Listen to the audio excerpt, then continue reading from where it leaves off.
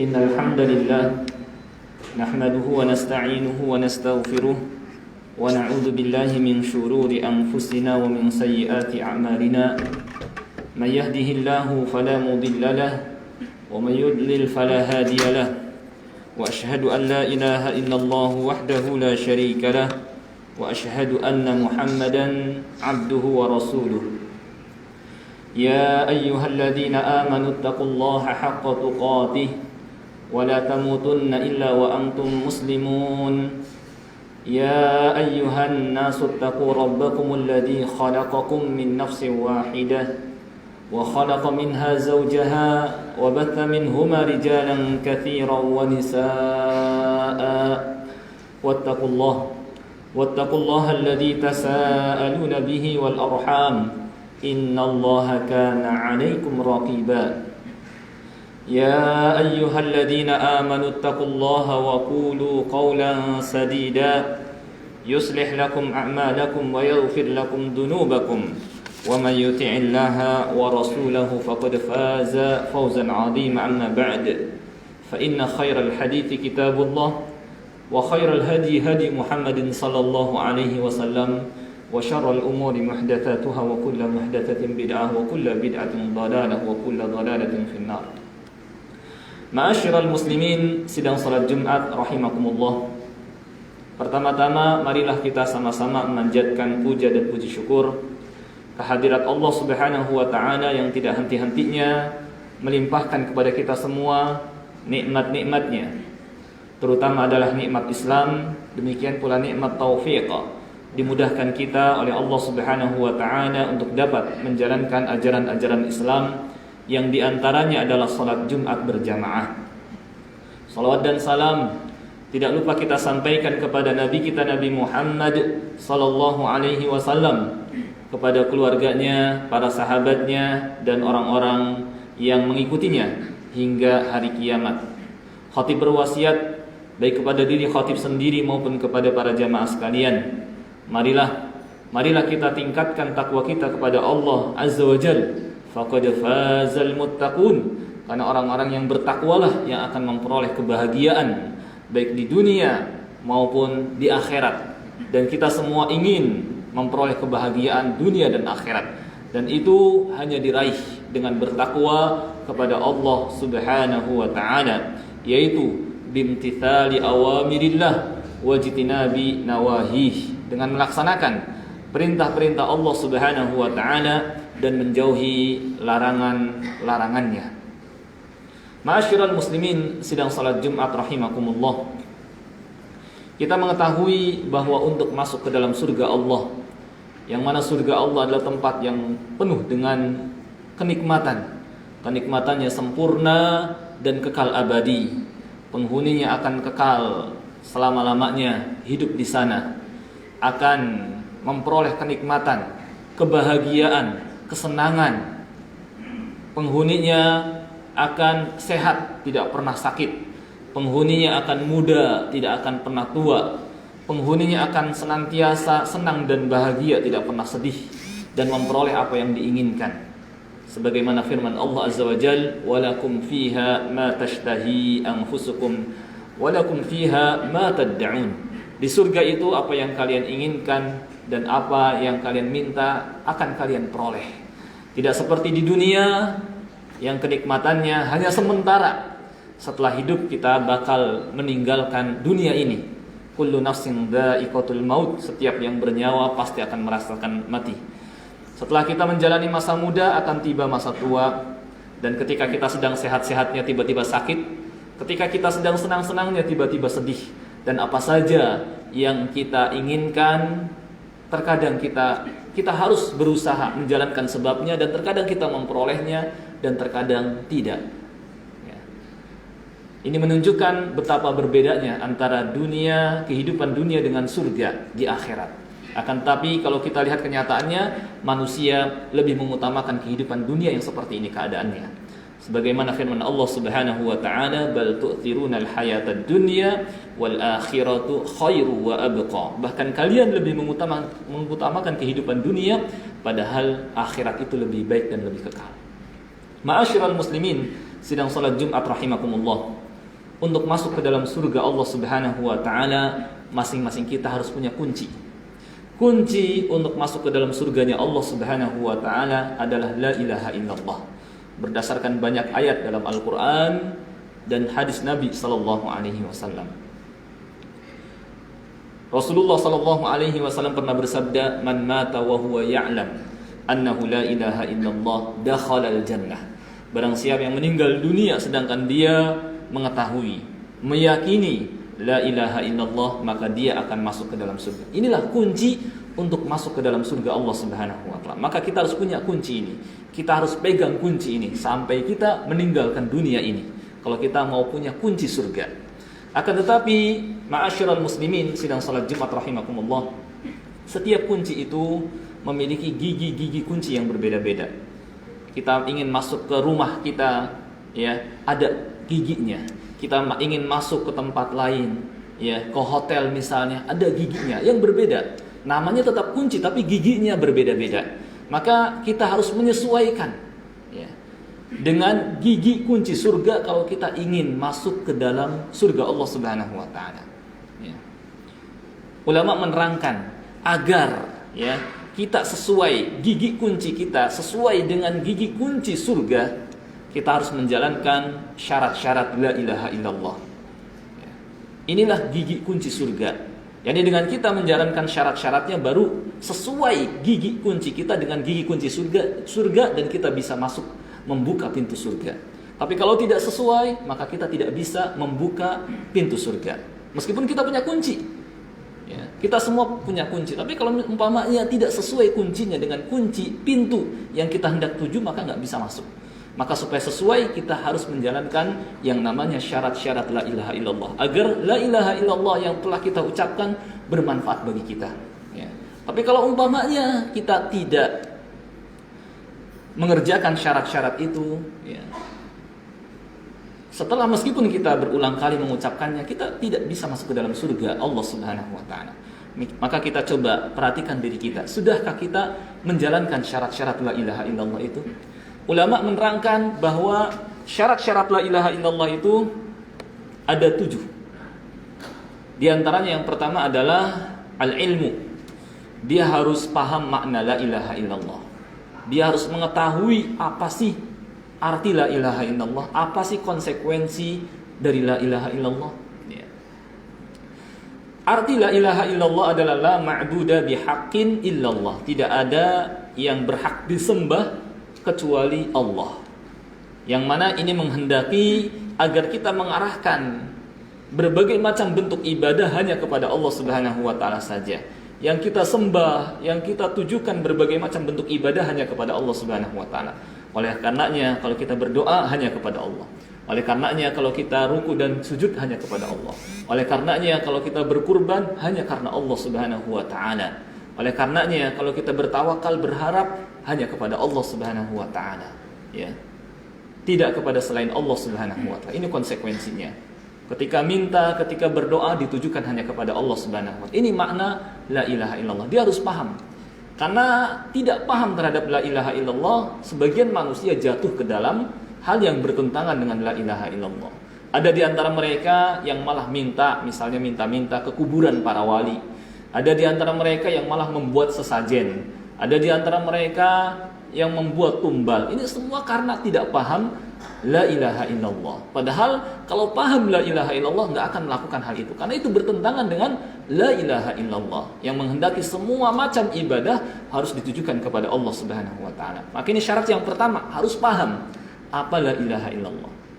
Yang kedua, di samping dia paham, dia pun harus yakin. Jangan sampai hanya mengetahui, saya tahu arti la ilaha illallah, tapi saya belum yakin. Kalau seperti ini nggak bermanfaat. Meskipun dia mengucapkannya berulang kali nggak bermanfaat. Harus dia yakin, meyakini la ilaha illallah bahwa memang betul yang berhak disembah hanyalah Allah Subhanahu wa taala. Yang berhak ditujukan berbagai macam ibadah hanyalah Allah Subhanahu wa taala. Selainnya nggak berhak disembah. Selainnya tidak berhak ditujukan berbagai macam bentuk ibadah. Ya. Rasulullah sallallahu alaihi wasallam pernah bersabda, "Man laqita min wara'i hadzal ha'it yashhadu an la ilaha illallah mustayqinan biha qalbuhu fabashshirhu bil jannah."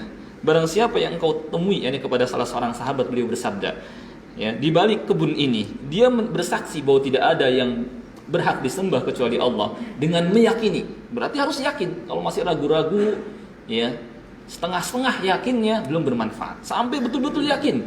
Mustaiqinan biha qalbuh, dengan yakin dalam hatinya, fabashirhu bil jannah, maka sampaikan berita surga, berita gembira kepadanya dengan surga. Ya. Jadi harus yakin. Di samping kita paham, kita pun harus yakin isinya. Tapi tidak cukup sampai di sini. Ya. Yang ketiga syaratnya adalah ikhlas. Kita menyatakan la ilaha illallah ikhlas. Ya. Tidak seperti orang-orang yang terdesak karena terpaksa akhirnya mau mengucapkan la ilaha illallah, atau supaya diterima di masyarakat karena lingkungannya mayoritas Muslim, akhirnya dia mengucapkan la ilaha illallah, atau ingin menikahi seorang wanita muslim, akhirnya dia terpaksa mengucapkan. Seperti ini belum bermanfaat sampai dia ikhlas karena Allah, rela, ya, karena Allah dia mengucapkan itu. Dan orang yang paling bahagia, ya, mendapatkan syafaat Nabi Sallallahu Alaihi Wasallam adalah orang yang menyatakan la ilaha illallah dengan kerelaan dalam hatinya. Kata Nabi Sallallahu Alaihi Wasallam, as'adun nasi bi syafaati yaumal qiyamah man qala la ilaha illallah khalisan min qalbi aw min nafsi. Orang yang paling bahagia mendapatkan syafaatku nanti pada hari kiamat adalah orang yang menyatakan la ilaha illallah dengan ikhlas, ya, karena Allah, bukan karena terpaksa, bukan karena ada maksud-maksud duniawi yang dia ingin peroleh, ya. Orang yang seperti ini baru berhak mendapatkan syafaat dari Nabi Sallallahu Alaihi Wasallam. Di mana pada hari kiamat kita butuh sekali ada yang memberikan syafaat kepada kita, ya. Pada hari tidak bermanfaat harta, tidak bermanfaat anak, tidak bermanfaat nasab, tidak bermanfaat kedudukan, ya. Yang bermanfaat adalah iman dan amal saleh. Dan pertolongan pembelaan yang bermanfaat adalah pertolongan, ya, pembelaan yang Allah izinkan, ya, seseorang untuk membela seseorang. Dan seorang yang diizinkan oleh Allah Subhanahu wa taala untuk membela orang lain, memberikan syafaat adalah Nabi kita Muhammad sallallahu alaihi wasallam. Dan beliau menyatakan orang yang paling bahagia dapatkan syafaatku adalah orang yang menyatakan la ilaha illallah dengan ikhlas. Ikhlas. Saya ridha, saya senang. Ya, saya rela dengan la ilaha illallah. Raditu billahi rabba. Saya ridha Allah Subhanahu wa taala sebagai Rabbku. Tapi tidak cukup sampai di sini.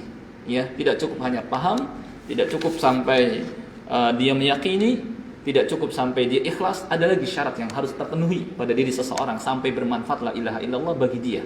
Jadi nggak cukup ketika orang-orang banyak mengucapkan sampai ribuan kali mengucapkan la ilaha illallah pasti bermanfaat. Belum tentu sampai dia melaksanakan syarat-syarat ini. Tinggal kita mengacak diri kita, sudahkah kita mengamalkan syarat-syarat ini? Ya, apakah kita paham la ilaha illallah? Apakah kita meyakininya? Apakah kita ikhlas dalam mengucapkannya?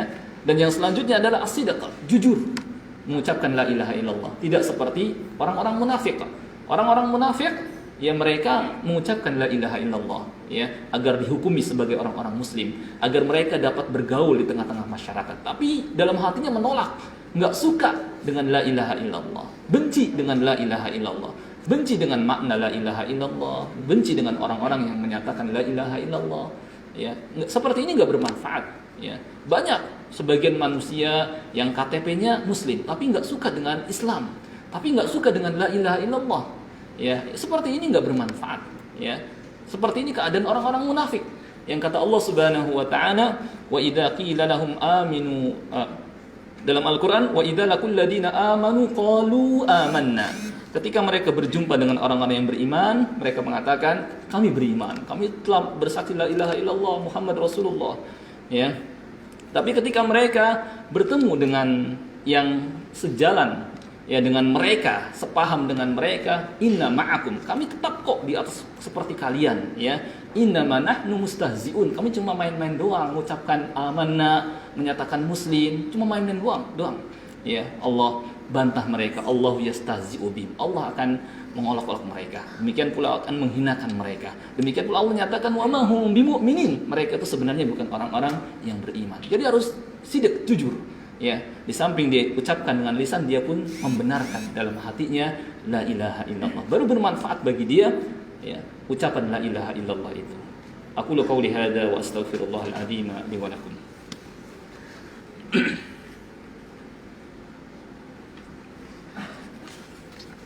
Alhamdulillahi rabbil alamin wal 'aqibatu lil muttaqin wa la 'udwana illa 'alal zalimin.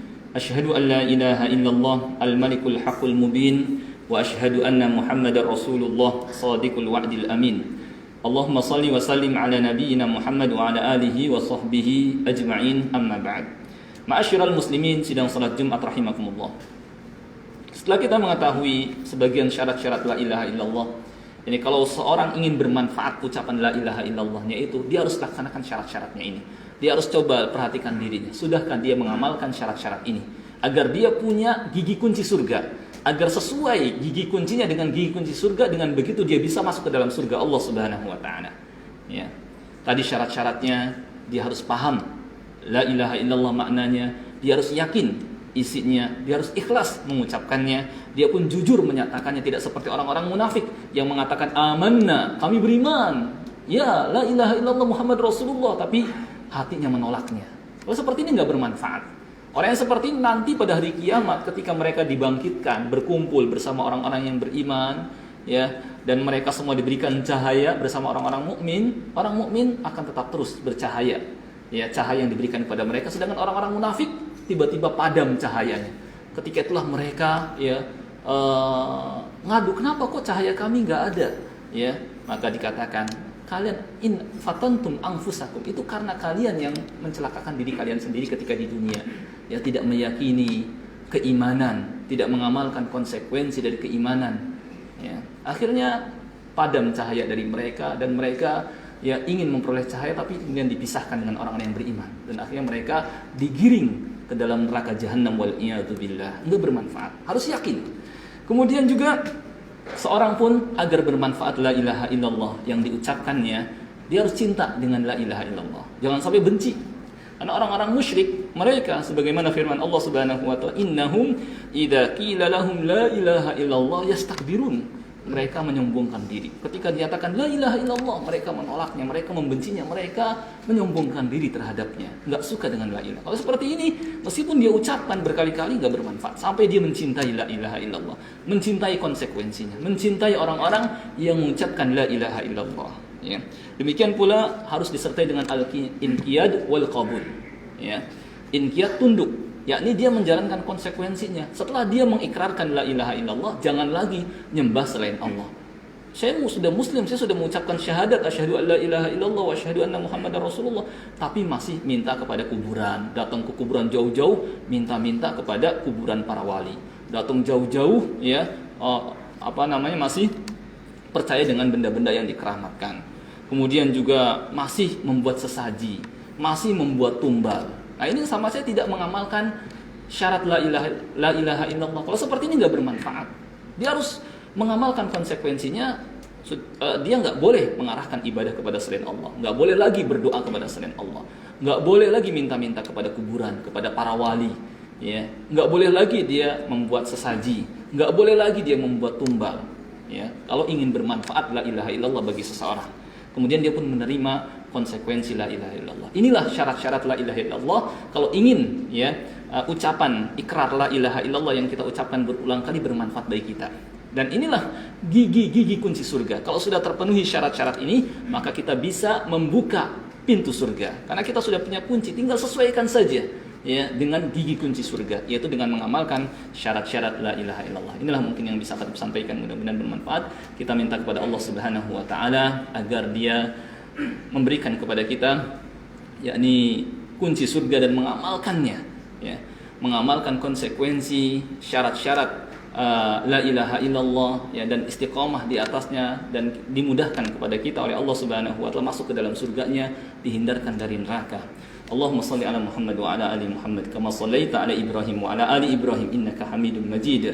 Allahumma ighfir lil muslimina wal muslimat wal mu'minina wal mu'minat al ahya'i minhum wal amwat innaka sami'un qaribun mujibud da'awat. ربنا اغفر لنا ولإخواننا الذين سبقونا بالإيمان ولا تجعل في قلوبنا غلا للذين آمنوا ربنا إنك رؤوف رحيم. ربنا آتنا في الدنيا حسنة وفي الآخرة حسنة وقنا عذاب النار. سبحان ربك رب العزة عما يصفون وسلام على المرسلين والحمد لله رب العالمين. أقم الصلاة.